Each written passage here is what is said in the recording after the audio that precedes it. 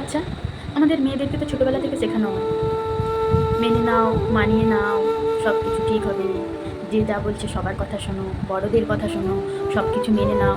কোনোদিন নিজের ছেলেকে বলেছেন? বলেননি না? আচ্ছা, আমাদের মায়েরা নিজেরা সব কিছু মেনে নিয়েছে, মানিয়ে নিয়েছে বলে আমাদেরকেও শিখিয়েছে, মেয়ে মানে তোমাকে মেনে নিতে হবে, তোমাকে মানিয়ে নিতে হবে।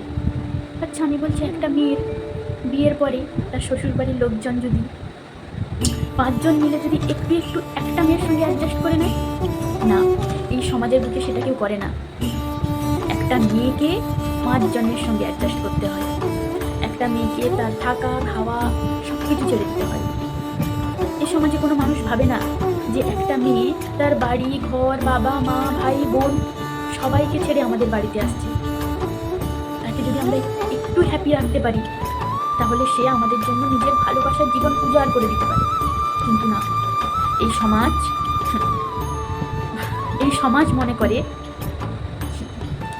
বাড়ির বউ মানে তাকে পায়ের তলায় পিষে রাখা যায়।